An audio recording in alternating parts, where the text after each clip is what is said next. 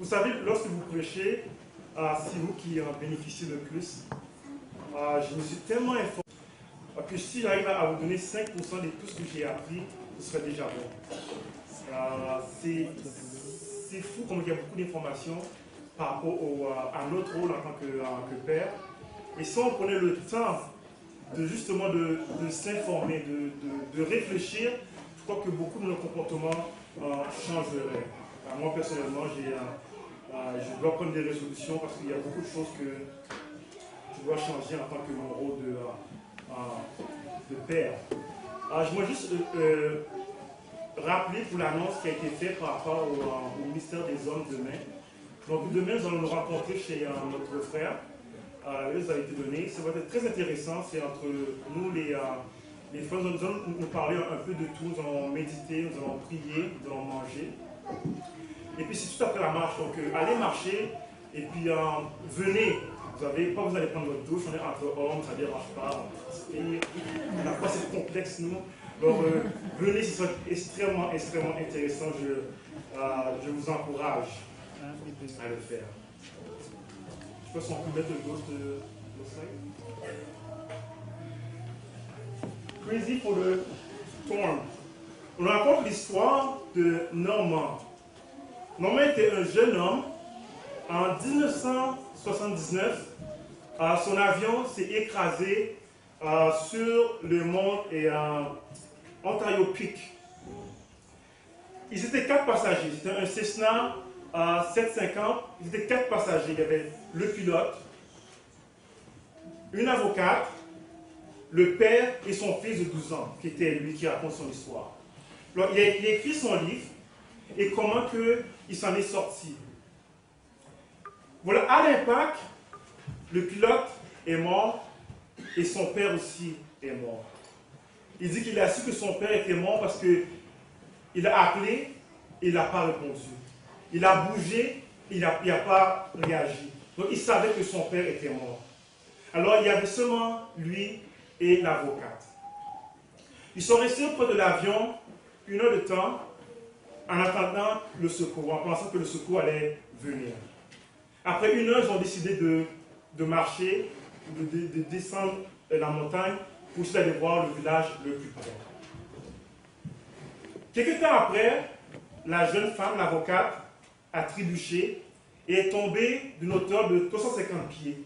Elle est morte sur le coup. Voilà que ce jeune homme, tout seul, à l'âge de 12 ans, a une décision à prendre. Ses mains fracturées, il doit descendre en bas. Alors ce qu'il fait, c'est qu'il prend une branche assez grosse et il se met à glisser sur son postérieur. Il prenait la branche pour se ralentir lorsque la descente était trop rapide. Avec ses mains fracturées, il mettait le poids sur le bâton pour se ralentir. Arrivé en bas de la pente, 10 heures après, les secours l'ont récupéré. Il était toujours en vie et ils l'ont amené à l'hôpital. Après avoir été hospitalisé, quand ils sont venus pour le relâcher, le relâcher,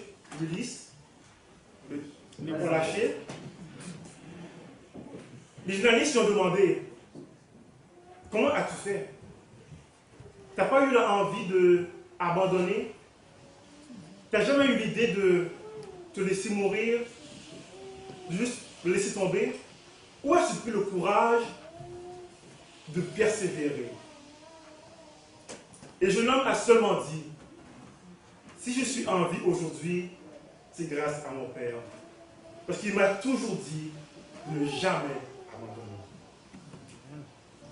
Quelle leçon de vie laissons-nous à nos enfants lorsque nous partons? Quel impact nos actions, nos gestes ont sur nos enfants? J'aimerais donner mon témoignage par rapport à mon père. Je me souviens, j'avais 16 ans, 17 ans, je venais d'avoir mon permis. Et mes amis avaient fait une fête. Vous savez, quand on dit fête, il y a et tout ça. Alors j'ai demandé à mon père si je pouvais lui emprunter la voiture. Alors il s'est assis, il a commencé à parler. Il a parlé. Et ceux qui connaissent mon père, Vous savez quand il commence à parler, mais vous ne savez jamais quand il finit. Il a parlé. Après 10 minutes, je me suis dit, il va dire non.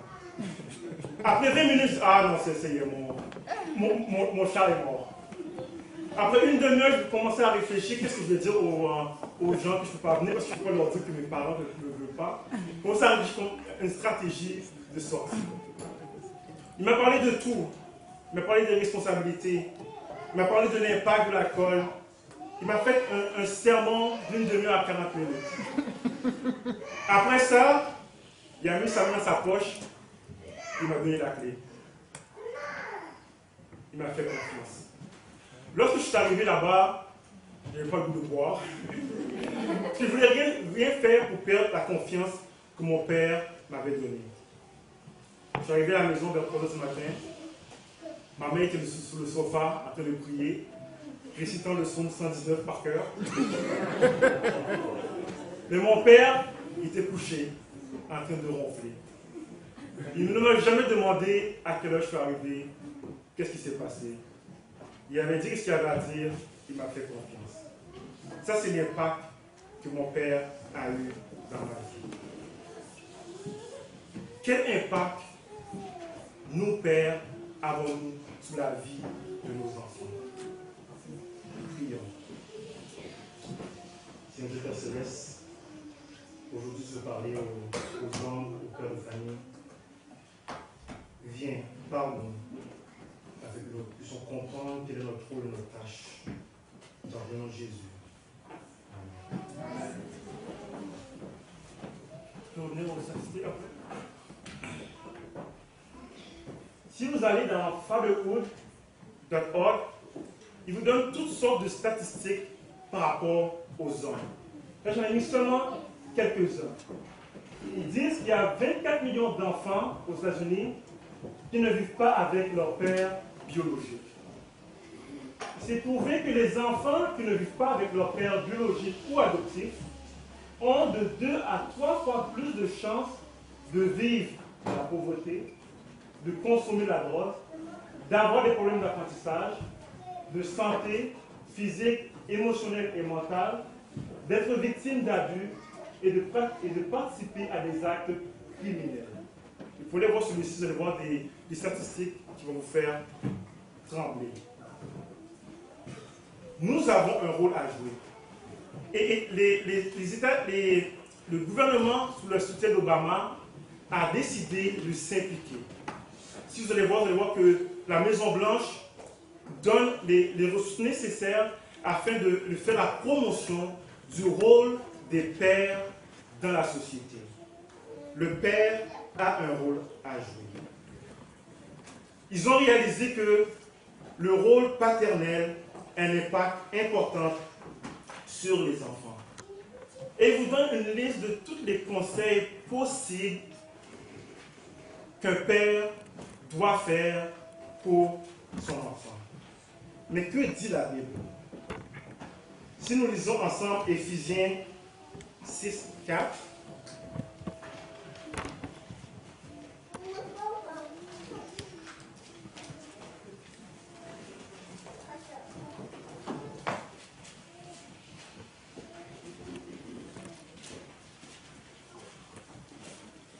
et ensuite nous allons lire Colossiens 3, 21.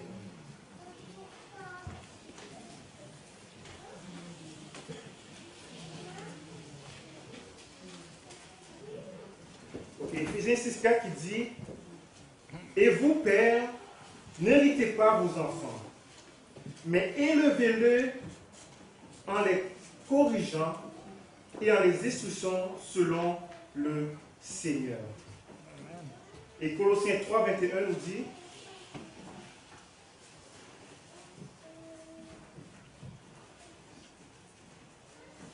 « Père, n'héritez pas vos enfants, de peur qu'ils se découragent. » Ce verset est très intéressant parce que de peur qu'ils se découragent. Et j'ai écouté une série de sermons là-dessus, et tout ce qu'il dit, c'est vraiment de ne pas décourager, d'encourager l'enfant à aller à l'école, leur éducation, qui puissent atteindre leur potentiel et qui puissent grandir et qui puissent devenir président des États-Unis. Mais on se dit que la Bible est un livre spirituel. Donc le message que Dieu nous donne doit être un message spirituel. Bien que ces choses-là ne doivent pas être négligées, et c'est vrai qu'il faut les encourager à l'école, il faut les encadrer, il faut les instruire, il faut les aider à atteindre leur plein potentiel, nous devons comprendre que le but principal de la Bible doit être un niveau spirituel. Donc, j'ai cherché pour voir c'est quoi ça veut dire décourager. C'est quoi le sens décourager dans ce texte-là? Il dit qui implique de ne plus avoir le cœur à, d'être apathique, sans énergie, sans âme, désintéressé, morose, maussade, une sorte de démission face à la vie. Il nous demande de ne pas être ce genre de père qui décourage les enfants, mais de trouver une façon de les développer, de les encadrer, pour faire justement le contraire de cela. Le contraire d'être découragé, c'est être optimiste, être heureux, être confiant et être courageux.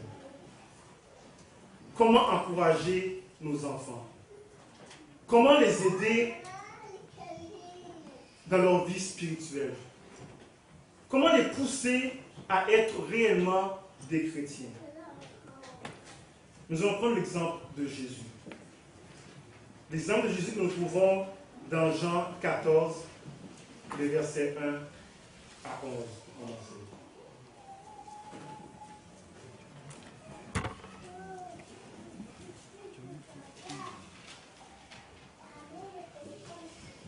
J'aimerais que vous voyez Jésus maintenant comme un père, le maître, le chef, leur leader spirituel.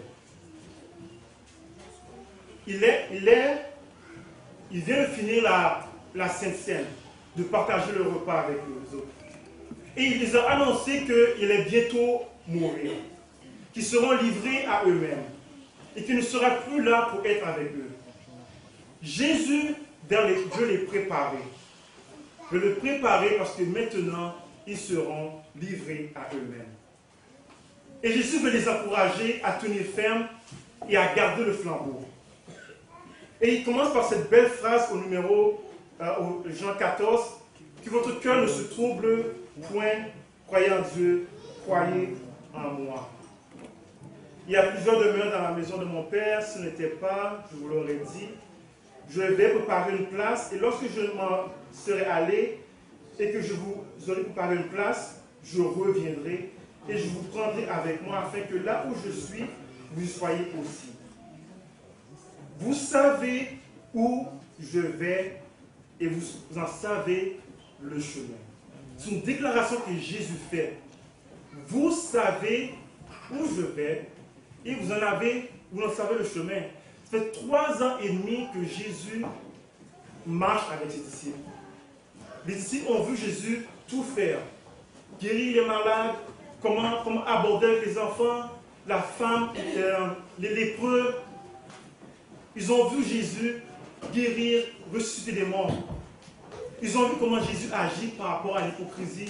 Ils ont vu tout ce que Jésus, les sermons sur la montagne, ils ont entendu parler de Jésus, ils ont vu Jésus agir. Et Jésus dit que vous savez le chemin. Et Thomas lui dit, mais Seigneur, au verset 5, nous ne savons pas où tu vas. Comment pouvons-nous le savoir, le chemin? Jésus nous répondit, je suis la vie et la vérité. Nul ne vient au Père que par moi. Je vous dis que si vous m'avez connu, vous savez le chemin. Jésus a un double rôle. C'est un seul rôle, mais on peut le séparer en 2 phases. Sa mort, qui est de faire le pont entre Dieu et l'humanité déchue, et sa vie nous montre comment atteindre ou prendre ce chemin. Le verset 6 dit, si vous me connaissez, vous connaîtriez aussi mon Père. Et dès maintenant, vous le connaissez, vous qui l'avez vu et parle de qui? Il parle de lui. Philippe lui dit, Seigneur, montre-nous le Père, et cela nous suffit. Et je dis, mais t'es pas sérieux là? Il y a si longtemps que je suis avec vous, et tu ne m'as pas connu. Philippe a posé la question, montre-nous le Père. Jésus dit, tu ne m'as pas connu. Et Jésus, il n'y a pas de différence entre lui et son Père. Vous allez voir pourquoi? Comment dis-tu, montre-nous le Père? Ne crois-tu pas que je suis dans le Père et que le Père est en moi? Les paroles que je vous ai dites, je ne les dis pas de moi-même. Et le Père qui demeure en moi, c'est lui qui fait l'œuvre. Croyez en moi, je suis dans le Père. Et le Père est en moi. Sinon, croyez du moins à cause de ses œuvres. C'est très intéressant parce qu'il dit, ok, si vous ne connaissez pas le Père, ou que vous ne voyez pas le Père, mais au moins par les œuvres que vous avez vues, vous devez au moins savoir qui est le Père. Vous savez, lorsque Jean-Baptiste était en prison, il a demandé à ses disciples, il avait demandé à Jésus justement, est-ce que tu es celui qu'on attendait? Est-ce que tu es le Messie? Et Jésus a tout simplement répondu, les aveugles voient, les boiteux marchent. Vous avez vu les œuvres que j'ai faites. Vous devez savoir que je suis le Messie. Après ça, on peut continuer au verset 15. Il dit, vous m'aimez, gardez mes commandements. Comme notre frère l'a dit. Nous sommes l'image de nos parents. Beaucoup de nous réfléchissons comme eux, ils ont réfléchi. Nous faisons les choses de la même façon que eux l'ont fait.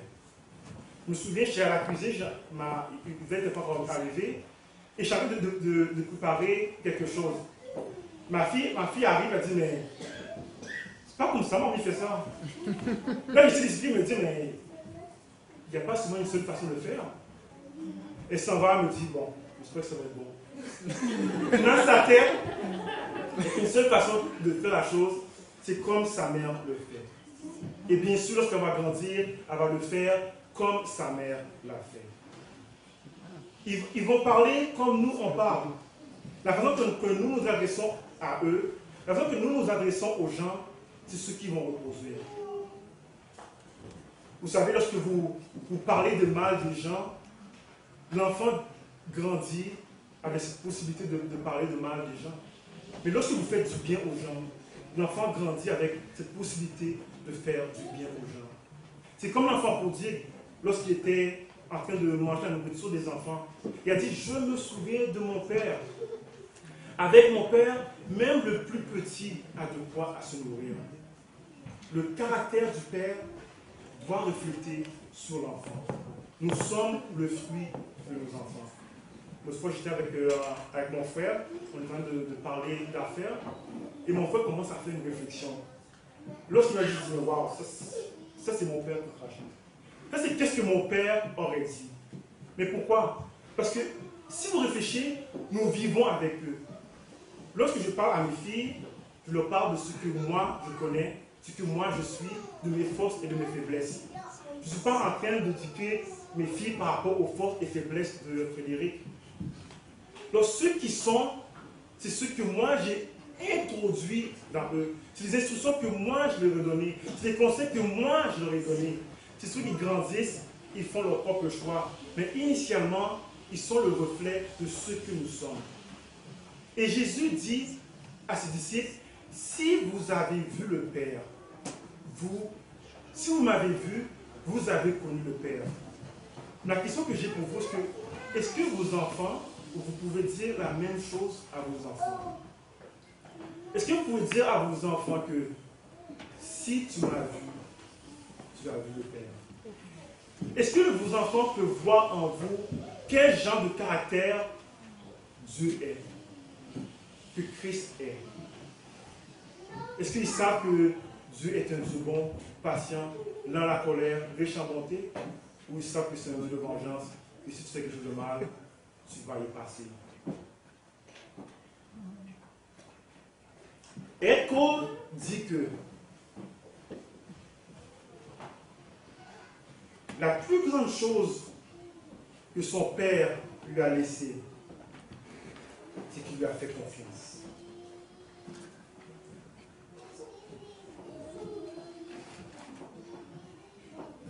Non, Echo dit que la responsabilité du parent, ce n'est pas de prendre la décision pour l'enfant, mais de demander aux enfants de le regarder lorsqu'il prend des décisions. Clarence dit, son père ne lui a pas dit comment vivre. Il a vécu. Il lui a regardé comment lui a vécu. Et Jésus continue dans son sermon au verset 27. Il dit, 14, dit, je vous laisse la paix. Je vous donne ma paix. Je vous la donne pas comme le monde la donne.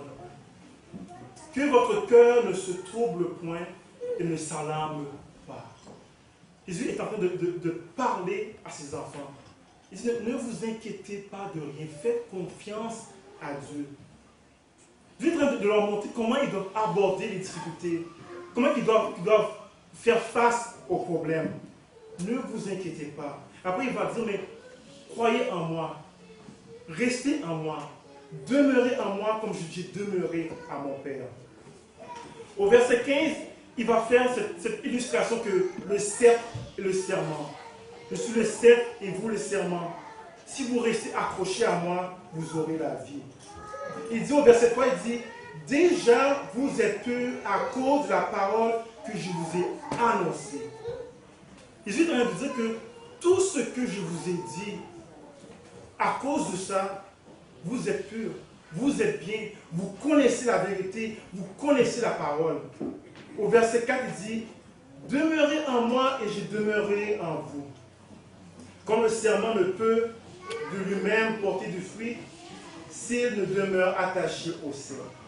Ainsi, vous ne le pouvez pas non plus, si vous demeurez en moi. Je suis le cep, vous êtes le serment.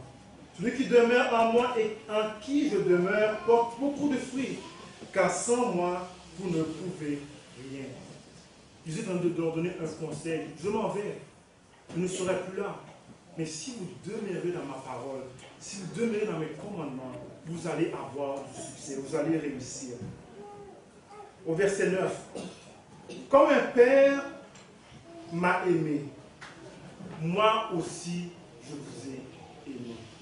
Je trouve ça fantastique. Parce que Jésus est devant 12 garçons, 12 hommes. Et Jésus n'a pas eu peur de leur dire qu'il les aime. Il dit, comme mon Père m'a aimé, et les gars, je vous aime. Et des fois, nous, entre hommes, on a la difficulté à nous dire que nous aimons.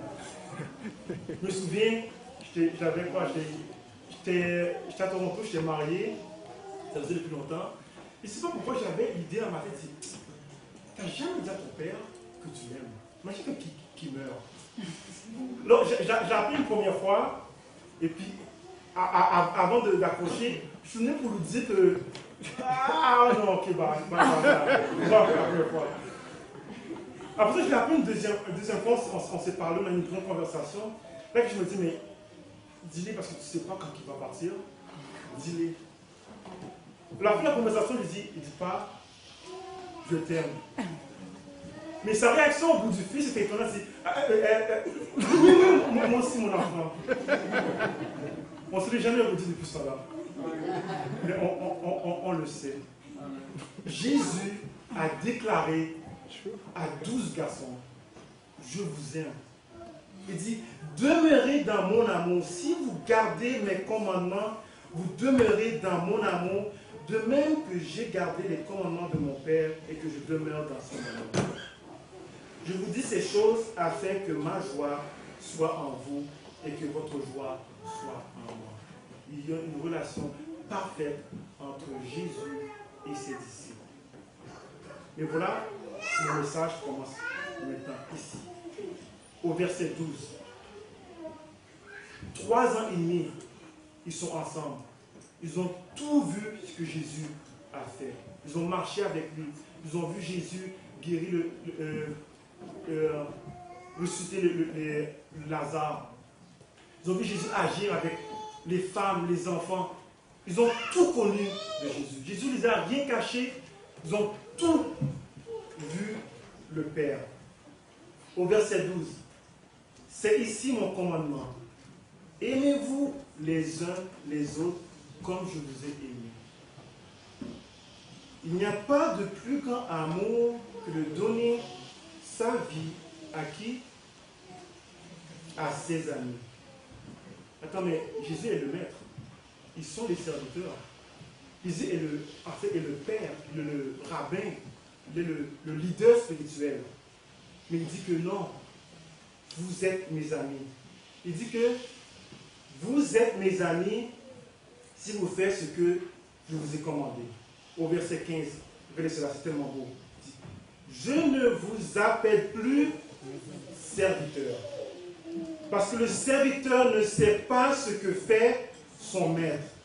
Mais je vous ai appelé ami parce que je vous ai fait connaître tout ce que j'ai appris de mon Père. Voilà notre rôle. Notre rôle, c'est amener l'enfant à sa croissance spirituelle. Et lorsque l'enfant doit partir, que l'enfant doit partir de la maison, il faut qu'on soit capable de lui dire que tu n'es plus mon enfant. Tu es maintenant mon ami. Tout ce que j'avais à faire, je l'ai fait.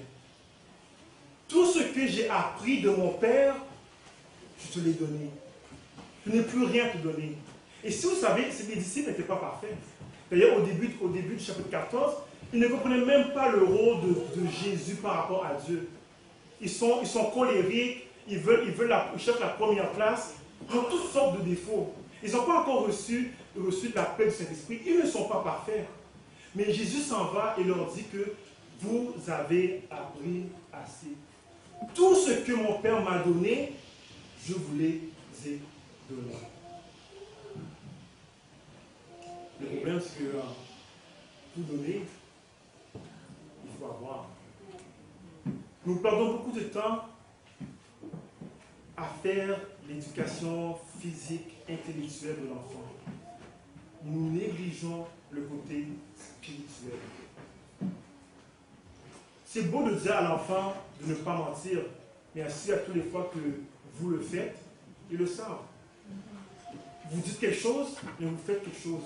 Jésus a dit, ce que j'ai dit et ce que je fais est le même, et vous ai tout appris. Qu'enseignons-nous à nos enfants? Est-ce que notre comportement est réellement le reflet de Dieu? Est-ce que nous pouvons dire à notre enfant que tout ce que Dieu m'a donné, je t'ai appris, je te l'ai donné, et que maintenant, vous êtes prêts à partir? C'était leur graduation. Les disciples ont gradué. Ils ne sont plus serviteurs. Maintenant, ils sont rendus amis. Jésus les a élevés. Au verset 16, ce n'est pas vous qui m'avez choisi, mais moi, je vous ai choisi et je vous ai établi afin que vous alliez et que vous portiez du fruit et que ces fruits demeurent afin que ce que vous demandez au Père en mon nom, il vous le donnera. Et c'est vrai, les enfants ne nous ont pas choisis. Si nous avons fait des enfants, Jésus dit, vous ne m'avez pas choisi, je vous ai choisi. Et maintenant, portez du fruit. Ce que je vous commande, c'est de vous aimer les uns les autres. Et si on revient au 14, verset 12, il dit quelque chose d'extrêmement extraordinaire. Il dit, en vérité, je vous le dis, celui qui croit en moi fera aussi des œuvres que j'ai faites. dit, attends. Il en fera de plus grands. Vous savez, on dit que Jésus a tellement fait de miracles que même la Bible ne peut pas le contenir. Et Jésus est en train de déclarer à ses disciples que lorsque je vais partir, vous voyez ce que je fais? Vous allez faire encore de plus grandes choses. C'est le but de l'éducation, d'élever l'enfant à atteindre des niveaux que nous ne savons pas. Vous savez, ma mère a beaucoup plus d'expérience que moi dans la vie chrétienne. Mais encore et encore, lorsqu'elle ne comprend pas un verset, elle m'appelle ou elle appelle mon frère. Ce n'est pas qu'on est supérieur à elle, mais elle nous a élevés spirituellement et maintenant nous pouvons la guider. Le but de l'éducation, le rôle du Père, c'est justement d'élever l'enfant, lui donner tout ce qu'on a et lui dire que maintenant, va et fais de bonnes choses. Il y a une chose que Jésus a fait. Si vous avez remarqué, Jésus a toujours dit, je vous ai aimé comme mon Père m'a aimé. Je suis en vous comme j'ai été en mon Père. J'ai remarqué quelque chose. Si on lit Matthieu 3, verset 13.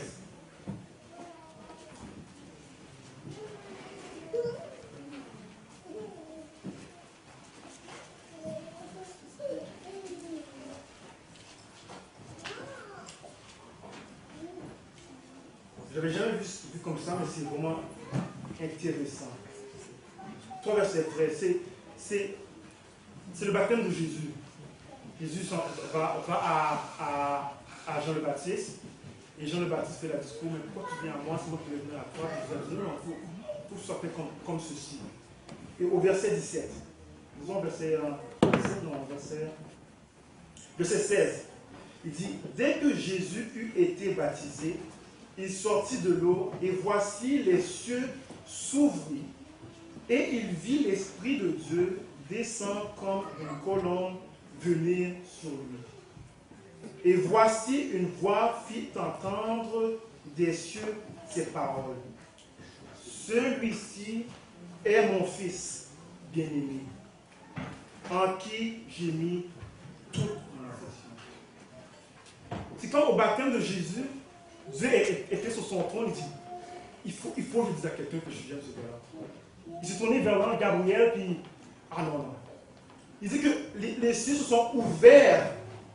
Il a dit, ceci est mon Fils bien-aimé. C'est Dieu qui déclare son amour à son Fils.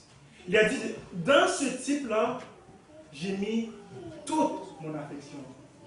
Alors, c'est facile pour Jésus de déclarer son amour à ses disciples, parce que Dieu lui a déclaré son amour. Il serait facile pour nos enfants, nos jeunes hommes, de dire à leurs épouses, à leurs enfants qu'ils les aiment, si nous, en tant que parents, on leur dit qu'on les aime. Dieu a aimé Jésus et il l'a manifesté et lui a dit, Jésus a fait la même chose à ses disciples.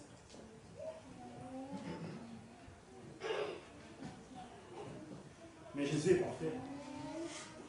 Jésus est sans défaut, il est impeccable, il a marché sans péché. Nous, nous ne le sommes pas. Voilà, moi je ne le suis pas. Je peux demander à ma femme derrière. Alors comment faire pour justement élever ces enfants, nous qui ne sommes pas, qui sommes imparfaits? Ma seule réponse est de les aimer comme des fous. L'amour va couvrir beaucoup de nos imperfections. Ils doivent savoir qu'ils sont notre priorité. Qu'ils sont notre priorité. Il y avait une fille qui raconte l'histoire de son père. Je disais, comme je disais dans Internet, l'impact que les pères avaient sur leur enfant. La fille racontait ceci, c'était très intéressant. Elle a dit, ce qu'elle se souvient de son père, parce que elle et son frère jouaient dans le gazon. Et sa mère sortit, dit, mais arrêtez le gazon, vous êtes en train de détruire le gazon. Et son père a dit, nous ne sommes pas en train d'élever des gazons, mais d'élever des enfants. C'est seulement ça que son père a dit. Et il a compris que dans l'esprit de son père, qu'elle était la priorité. Ni les gazons, ni la maison, ni la voiture, ni le boulot, mais moi, je suis la priorité de mon père. Et elle ça a changé sa vie. Si notre carrière est plus importante que nos enfants, ils vont le savoir. Si nos biens matériels, maisons, voitures, sont plus importants que nos enfants, ils le sentent. Si les choses matérielles sont plus importantes que nos enfants, ils le sentent. Si la télévision, nos émissions de télévision sont plus importantes que eux, ils le sentent. Même si on leur dit que nous les aimons, mais on ne passe pas du temps avec eux, ils le savent, qu'ils ne sont pas la priorité. Les nourrir spirituellement, intellectuellement et physiquement. Nous devons les enseigner, les encadrer, leur montrer la voie qu'ils doivent suivre. Ne pas les exclure dans ce que nous faisons, mais de les inclure dans tout ce que nous faisons. Qu'ils puissent participer à nos œuvres, qu'ils puissent nous voir agir. Nous devons vivre une vie de chrétienté. Faire notre maison, notre ministère. Passer du temps quotidien à les enseigner sur la parole de Dieu. Et qu'est-ce que la parole de Dieu fait de nous. Soyez enthousiastes par rapport à l'Église. Et eux aussi seront enthousiastes par rapport à l'Église. Depuis hier, ma femme a dit à ma fille qu'elle faisait la prière pour le culte des enfants. Ma fille était excitée, elle a pris un papier, elle a écrit sa bienvenue, tout seul. Elle nous a montré, maman, est-ce que c'est bon, papier, est-ce que c'est bon? Elle était excitée parce qu'elle faisait du travail. Et si nous, en tant que parents, on est à l'église, mais c'est eux, chez eux aussi, ça va leur attirer. Nos dévotions pratiques et vivantes. Nous devons vivre ce que nous prêchons. Il y avait dans notre église, ancienne église, 2 expériences. La première, il y avait un enfant que son père travaillait tout le temps. Il faisait du taxi, il faisait des heures. Et puis, son père lui a acheté un cadeau, celui qu'il voulait, là, un cadeau spécial. Mais l'enfant n'était pas heureux. Il a dit, pourquoi? C'est ce que tu voulais. Il dit, ouais, mais ce que je voulais, c'est que mon père joue avec moi. Ce n'est pas le cadeau qui était vraiment important, mais que la présence de son père dans sa vie. Le deuxième témoignage, c'est une jeune fille qui n'était plus vraiment intéressée à l'église. L'enfant qui était directrice, elle lui a demandé, mais pourquoi tu n'es pas motivé pour aller à l'église? Son père était le premier diacre. Il dit, oui, mais mon père, il est hypocrite. À l'église, il est le premier diacre, tout le monde dit monsieur, monsieur, monsieur, mais à la maison, c'est un démon. Donc l'enfant n'avait plus le goût de venir à l'église. Nous avons un rôle à jouer, surtout nous en tant que père, de prendre le temps de jouer avec l'enfant. Passer du temps avec. Pas seulement leur dire quoi faire, mais vivre avec eux, les intégrer dans notre vie. Parce qu'une fois qu'ils sont partis, ils sont partis. Que Dieu vous aime. Amen.